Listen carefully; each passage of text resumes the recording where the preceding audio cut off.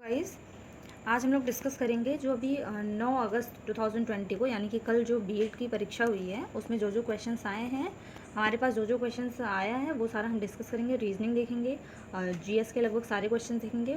42 to 45 questions हमारे पास आ गए हैं, वो देखेंगे। और रीजनिंग देख लिए, जीएस देख लिए, और हिंदी के भी कुछ सवाल देख लेंगे हम। और इंग्लिश के भी जैसे जैसे हमें क्वेश्चंस मिलते जाएंगे वैसे वैसे कर लेंगे हम। तो इसमें पहला क्वेश्चन देखते हैं हम अपना। इजी था, इजी टू मॉडरेट था हमारा पेपर, मतलब लोगों ने इसमें मतलब स्कोरिंग था, हम ये कह सकते हैं। बच्चे ने बहुत सारा बच्चों ने अटेम्प्ट किया है क्वेश्चन को, ठीक है। अब कट ऑफ देखिए कितनी क्या किस किस कॉलेज की कितनी आती है। तो पहला हमारा ये प्रयागराज को 28 लिखा है, वाराणसी को 25 लिखा है, और लखनऊ को हमें बताना है। वाराणसी में ए यहाँ पे मिस्टेक हो गया है, ठीक है। यहाँ पे एन के बाद ए आना चाहिए। तो यहाँ पे क्या कैसे मतलब इसका आंसर क्या आएगा हमारा। यहाँ पे इसमें देखो 3 3 6 एंड 9, यहाँ पे हमारा टोटल आ रहा है 9, 9 लेटर से बना है। तो 9 इंटू 3 करेंगे प्लस 1 करेंगे तो हमारा क्या आ जाएगा 28 आ जाएगा। 9 3 से 27 प्लस 1 करेंगे हम अपना, हमारा क्या आ जाएगा 28 आ जाएगा। वाराणसी में हमारा कितना है 8 लेटर है, तो 8 को हम 3 से मल्टीप्लाई करेंगे प्लस 1 करेंगे, हमारा आ जाएगा 25। उसके बाद हमारा है लखनऊ। लखनऊ को हमारा कितना है, इसमें 7 है, 7 को हम 3 से मल्टीप्लाई करेंगे एंड करेंगे प्लस 1, ठीक है।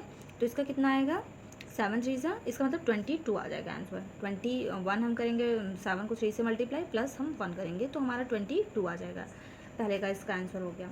और उसके बाद हमारा ये नंबर सिस्टम के जो भी 3-4 क्वेश्चन आए थे, बच्चों को उस पर बहुत ज़्यादा डाउट हुआ था। तो नंबर सिस्टम का जो है, जो भी ये मिसिंग नंबर का आया था, ये आप थोड़ा ध्यान से देखिए। 2 था, 10 था, 45, 231 और 1939 है, और हमें क्वेश्चन मार्क की जगह पे बताना है।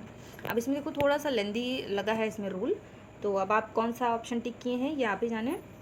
तो यहाँ पे देखो क्या रूल ये है यहाँ पे हमारा 2 को 2 से 10 हमारा कैसा है, 10 से 45 हमारा कैसे है। तो इसमें हम रूल लगा रहे हैं, 2 को पहले हम 3 से मल्टीप्लाई कर रहे हैं, प्लस कर रहे हैं 4, ठीक।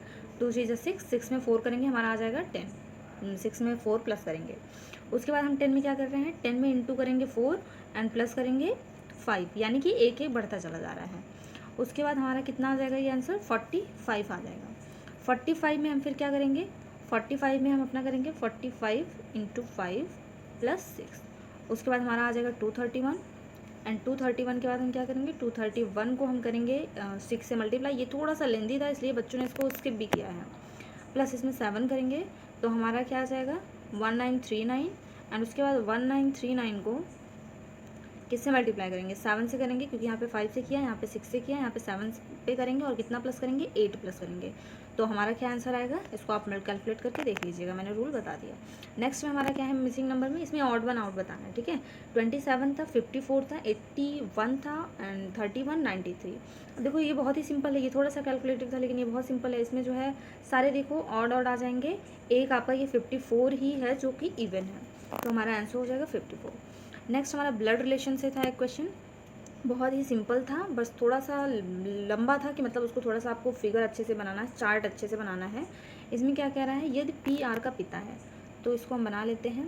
पी जो है, अब देखो ये ब्लड रिलेशन का जो क्वेश्चन बनाया गया है, ये लेंदी भले ही दिए थे लेकिन इसमें से हमें 3 क्वेश्चन सॉल्व करना था। एक क्वेश्चन इसमें पूछे हैं कि एस की दादी बताना है हमें, और यू का बेटा बताना है हमें, और क्यू का ससुर बताना है, यानी कि फादर इन लॉ हमें बताना है। यानी कि हम एक अगर इसको सॉल्व करेंगे तो हमें 3 नंबर यानी 6 मार्क्स का हम क्वेश्चन कर रहे हैं, तो इसको हमें बहुत ही सावधानी के साथ करना था।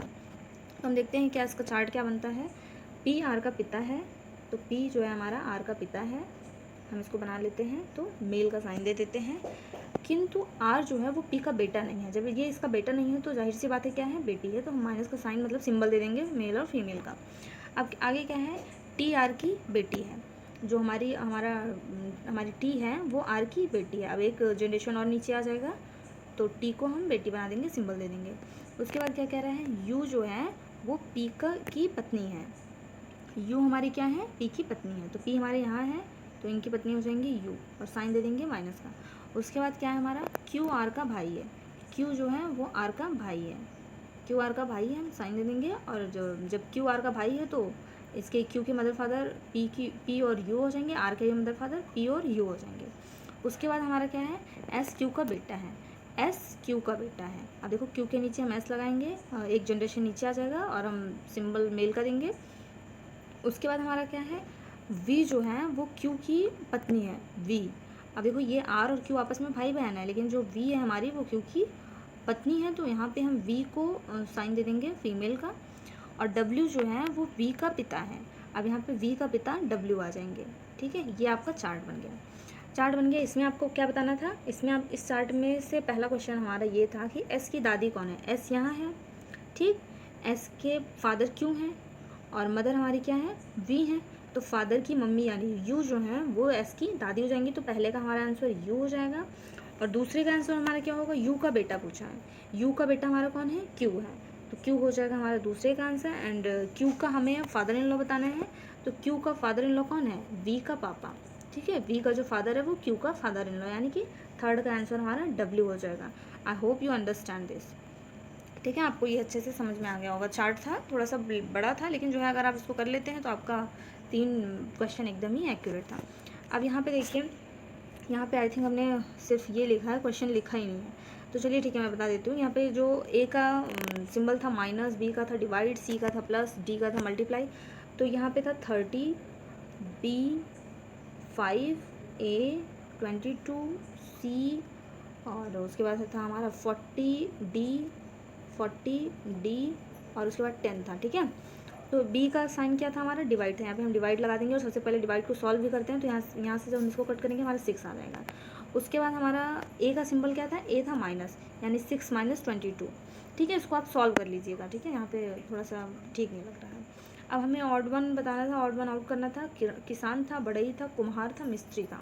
इसमें से हमें ऑड बताना था, तो इसमें हमारा किसान ऑड हो जाएगा, क्योंकि तीनों देखो बढ़ई, कुम्हार, मिस्त्री, इनका मतलब एक ये ऑक्यूपेशन है हम कह सकते हैं, और किसान भी एक ऑक्यूपेशन है, लेकिन इसमें से ऑड यही है।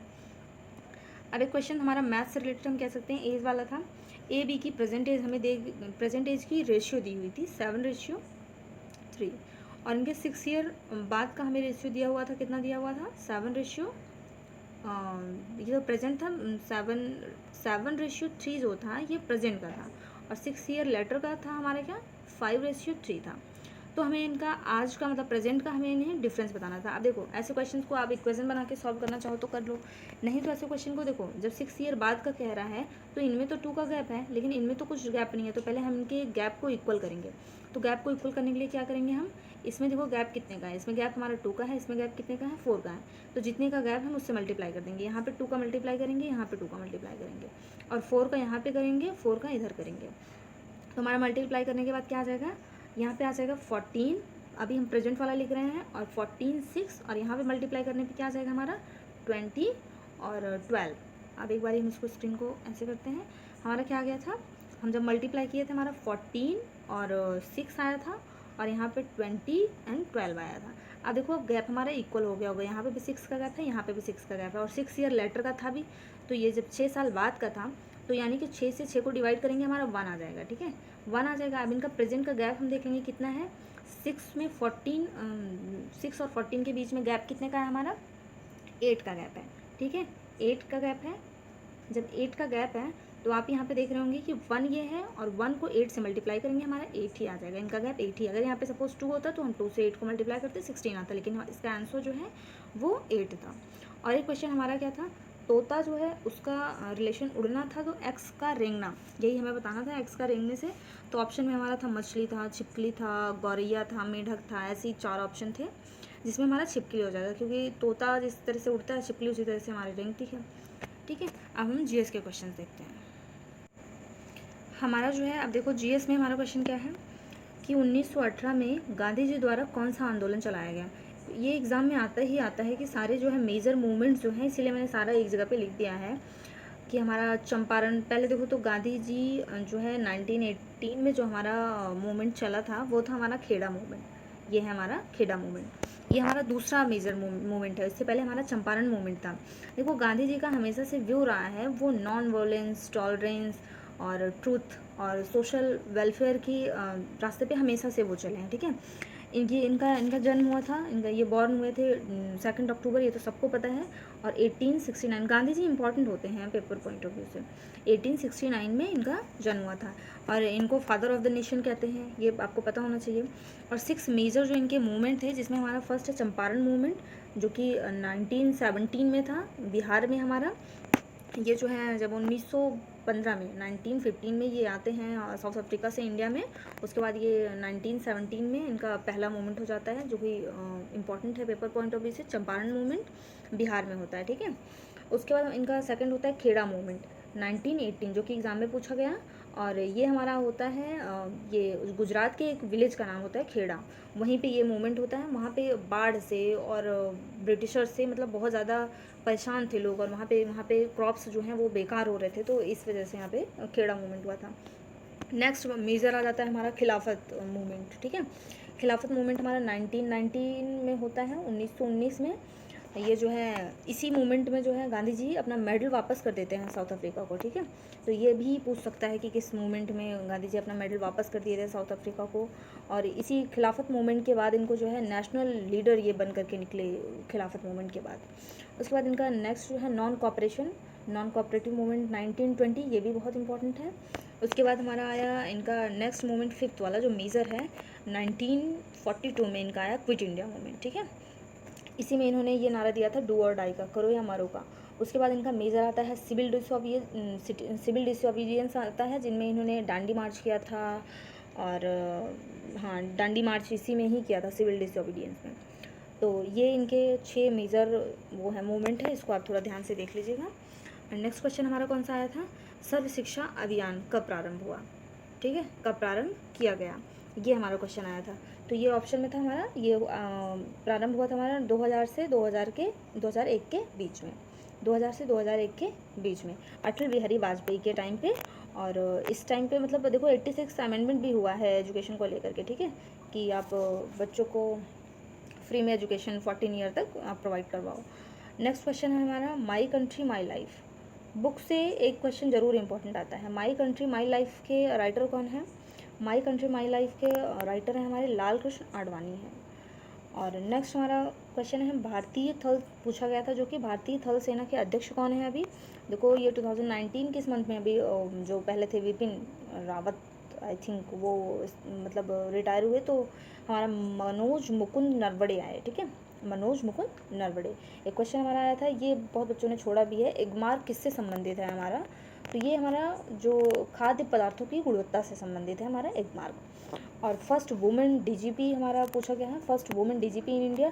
बहुत सारे बच्चों ने किरण बेदी को ऑप्शन में टिक करके आ गए, वो आईपीएस ऑफिसर थी, फर्स्ट फीमेल।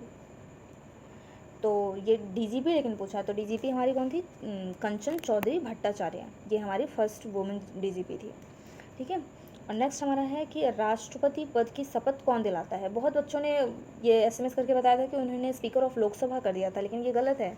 जो सर्वोच्च न्यायालय के मुख्य न्यायाधीश होते हैं वो शपथ दिलाते हैं राष्ट्रपति को, और राष्ट्रपति उन्हें दिलाता है, राष्ट्रपति वाइस प्रेसिडेंट को दिलाता है, राष्ट्रपति गवर्नर को दिलाता है, ठीक है। राष्ट्रपति का हमारा ये आर्टिकल क्या होता है 53, राष्ट्रपति का हमारा आर्टिकल होता है 53, आप ये भी ध्यान रखो।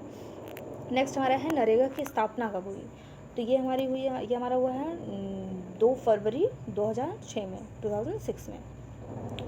एंड एक क्वेश्चन आया था हवा में ध्वनि की चाल, तो देखो हवा में ध्वनि की चाल आई थिंक 332, ये ऑप्शन में नहीं था 332 मीटर पर सेकेंड, ये ऑप्शन में नहीं था, 330 था। तो 330 के आसपास जो भी ऑप्शन है, मतलब यानी कि 332 है, तो 330 के आसपास, और ऑप्शन बहुत दूर दूर थे, 220 था, कुछ बच्चे बता रहे थे कुछ ऐसे, तो लेकिन ये 330 के आसपास जो भी है हमारा वही ऑप्शन हो जाता है। एंड नेक्स्ट क्वेश्चन हमारा क्या है, first super computer in India. अब देखो परम तो सब जानते हैं, लेकिन उसके आगे जो 8000 6000 ये दे दिया जाता है, इसमें बच्चे कंफ्यूज होते हैं। तो भारत का first super computer in India में जो क्या था, परम 8000, परम 8000। और भारत का पहला परमाणु रिएक्टर जो है हमारा अभी, हाँ ये है, भारत का हमारा पहला परमाणु रिएक्टर कौन सा था, अप्सरा था, अप्सरा।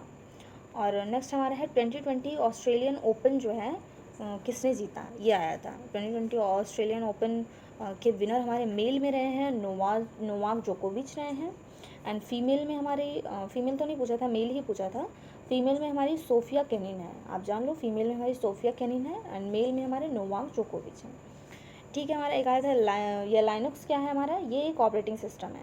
बहुत सारे बच्चे इसका एप्लीकेशन में कर दिए थे, जैसे हमारा क्रोम होता है उस टाइप में कर दिए थे, लेकिन हाँ ये लाइनक्स जो है हमारा क्या है, ऑपरेटिंग सिस्टम, ठीक है, ओएस भी जिसे हम कह सकते हैं। नेक्स्ट क्वेश्चन हमारा क्या है, जो कि बहुत बच्चे 1911 और 1912 में कंफ्यूज हो जाते हैं, कि हमारा ये कोलकाता से दिल्ली राजधानी जो है वो कब ट्रांसफ़र हुई। तो ये हमारा है 1911 में, 1911 में ये कोलकाता से दिल्ली हमारी राजधानी जो है वो ट्रांसफ़र हुई, जब हमारे मतलब ये जॉर्ज पंचम आ रहे थे, उन्हीं की वेलकम करने में जो है ये ट्रांसफ़र किया गया। जब जॉर्ज पंचम आ रहे थे उन्हीं के आगमन पर ये किया गया था। और नेक्स्ट हम देखेंगे द हिंदू। राइटर तो 2-3 पूछे गए हैं, ठीक है। राइटर आप जो है इम्पोर्टेंट राइटर पढ़ करके जाना चाहिए। तो राइटर पूछेंगे, उसके पहले एक ये भी क्वेश्चन तो है, शरीर की सबसे बड़ी ग्रंथि पूछा है, तो ये यकृत होता है। ये बहुत रिपीटेड क्वेश्चन है, मतलब वो हर एग्ज़ाम में मैक्सिमम पूछ लेते हैं। और writer of the Hindu view of life के कौन है, यह है हमारे प्रोफेसर सर्वपल्ली राधाकृष्णन है हमारे। Writer of the Hindu view of life के राइटर हैं हमारे प्रोफेसर सर्वपल्ली राधाकृष्णन। ये बहुत ही ज़्यादा प्रोमिनेंट फिलोसफर थे, ऑथर, एजुकेशनलिस्ट, इनको बहुत सारी इनमें खूबियाँ थी।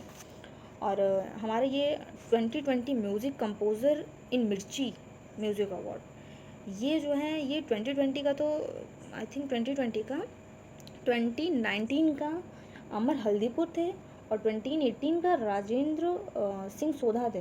लेकिन ये 2020 का आप जो है मुझे कमेंट करके बताइएगा।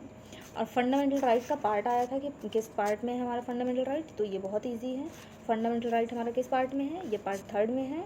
आर्टिकल हमारा 12 to 35, आर्टिकल हमारा 12 to 35। और सारे हमारे आर्टिकल होते क्या हैं, मतलब कितने आर्टिकल, कैसे 6 आर्टिकल हमारे, ये तो एकदम जुबान पे होना चाहिए। Right to freedom, right to equality, right against exploitation, right to freedom of religion and cultural and educational right.